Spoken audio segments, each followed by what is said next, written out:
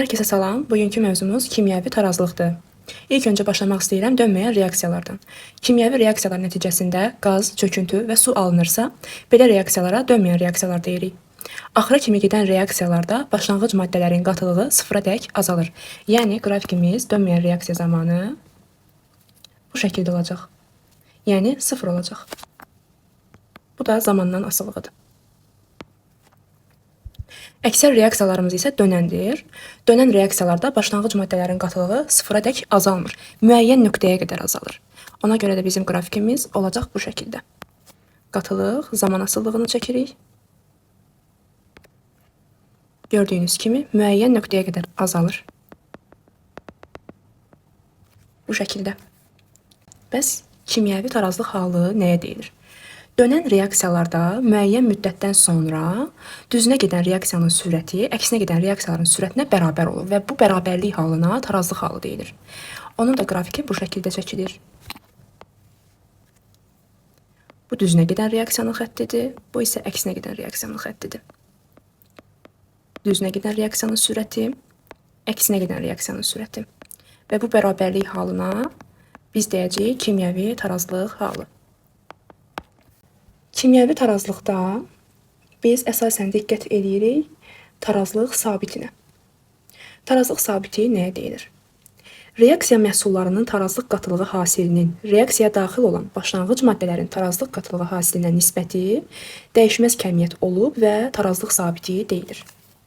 Bəs bunu necə ifadə edirik? Bu dönən reaksiyadır.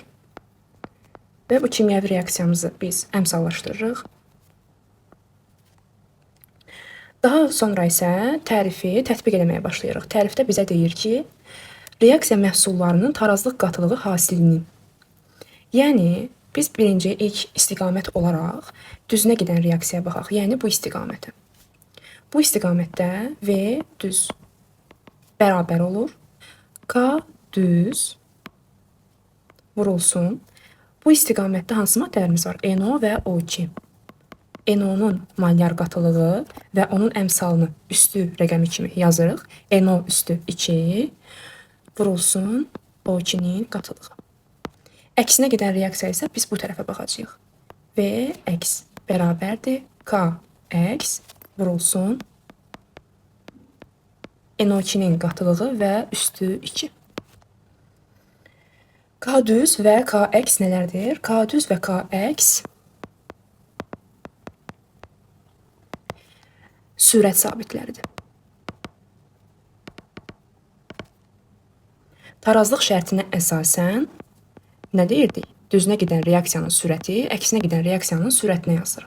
Bu zaman biz bu tənlikləri bərabərləşdiririk. Yəni K düz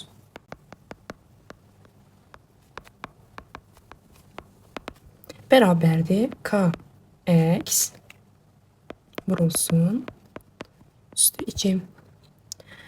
Və biz bunların nisbətini yazsaq, olacaq K düz bölünsün K əks.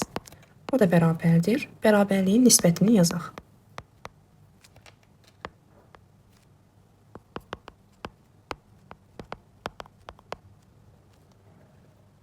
Və biz bu bərabərliyə deyəcəyik tarazlıq sabiti və tarazlıq sabitini böyük K hərfi ilə ifadə edəcəyik. O da bərabərdir K düz bölünsün K əks. Bu şəkildə. Növbəti olaraq keçirik. Kimyəvi reaksiyanın sürətində olduğu kimi tarazlığa təsir edən amillər də mövcuddur. Bu amillərdən biri qatılıqdır. Qatılıq necə təsir edəcək? Qatılığın təsiri zamanı biz Le Chatelier prinsipindən istifadə edirik.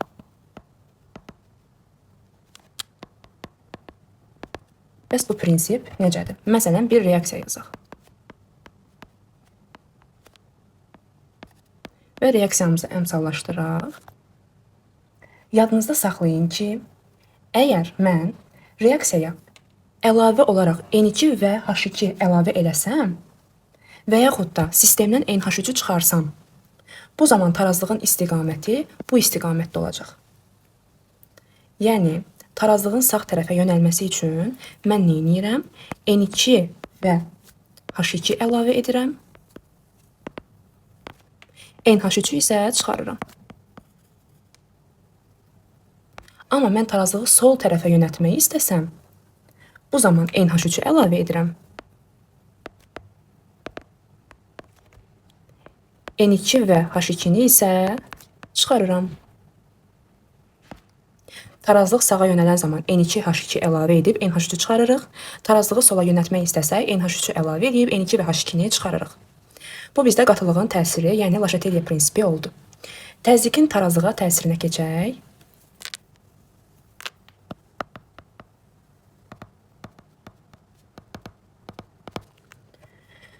Təzyiqin tarazlığa təsir eləmək üçün biz yalnız reaksiyada iştirak edən maddələrin qaz halda olduqda təsir edə bilərik. Yəni, reaksiyada aqreqat halı qaz olan maddələrdən istifadə olunmalıdır. Yenə də həmin reaksiyanı yazıram. Bunların hamısı qaz halındadır. Tarazlıq yalnız bu halda təsir edə bilər. Bərk maddə və yaxud da maye maddə olduqda bu təsir eləmir. Əmsallaşdırırıq. Və fikir verirsinizsə, N2 burada 1 həcmdir, yəni 1 moldur. Amma H2 burada 3 həcmdir. NH3 isə 2 həcmdir. Yadınızda saxlayın ki, təzyiqin artırılması reaksiyanın tarazlığını həcmin azaldığı istiqamətə yönəldir. Yəni, təzyiqlə həcm anlayışı nədir? Tərs anlayışlardır. Həcm kiçik olan yerdə təzyiq daha çox olur. Həcm çox olan yerdə təzyiq daha aşağı olur. Buna görə də təzyiqin artırılması reaksiyanın tarazlığının həcmin azaldığı istiqamətə yönəldir.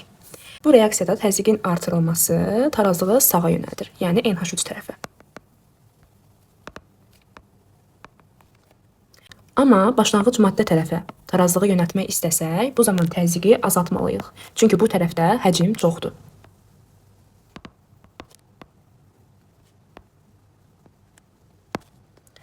Bu qədər. Yəni, təzyiqlə həcm anlayışları tərs olduğuna görə bir-birinə neynirik? Çox həcm olan yerdə biz təzyiqi azaldırıq, kiçik həcmli yerdə isə təzyiqi artırırıq.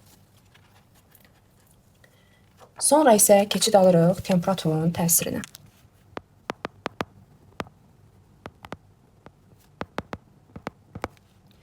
Yanınızda saxlayın ki, temperaturun tarazlığa təsiri reaksiyanın eksotermik və endotermik olmasına görə dəyişir. Biz bu eksotermik və endotermik dərsini istilik təsnifatında keçmişik. Deməli, ilk öncə mən yazmaq istəyirəm eksotermik bir reaksiya. Eksotermik reaksiyalarda yadınızdadırsa,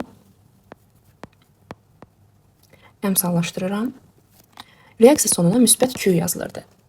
Müsbət Q yazılıramsa, biz tarazlığı necə yönəldirik? Tarazlığı əgər məhsul tərəfə, yəni sağ tərəfə yönəltmək istəyirəmsə, bu zaman temperaturu azaltmalıyam. Azaldılır.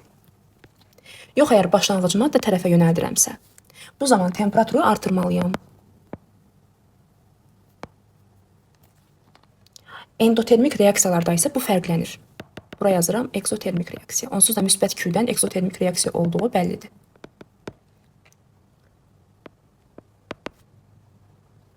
Şimşəyin çaxması reaksiyasını yazıram. Bilirsiniz ki, hansı reaksiyaydı o? Endotermik reaksiyaydı. Və endotermik reaksiyanın sonuna mənfi Q yazılırdı. Endotermik reaksiyalarda mən əgər tarazlığı sağ tərəfə, yəni məhsul tərəfə yönəltmək istəyirəmsə, bu zaman temperaturu artırmalıyam. Amma başlanğıc maddə tərəfə yönəltmək istəsəm, temperaturu azaltmalıyam.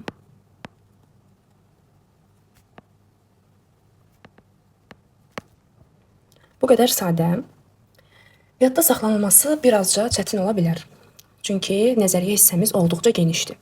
Və yadda saxlanması lazım olan qaydalar çoxdur. Eksotermik, endotermik, həmçinin siz istilik effektini də təkrar edəməlisiniz buna görə. Amma dərsi bir neçə dəfə praktika edəndən sonra, məşq edəndən sonra, testlərlə bir yerdə işlədikdən sonra, amma bu uzun müddət sizin yadınızdan çıxmayacaq. Tez-tez təkrar tələb olunur təbii ki, amma videomuzu maksimum dərəcədə asan şəkildə izah etməyə çalışdım. Qısa qeydlərinizi götürərək tez-tez təkrar edə bilərsiniz. Uğurlar, dərsimiz bu qədərdir. Ümid edirəm bəyənərsiniz.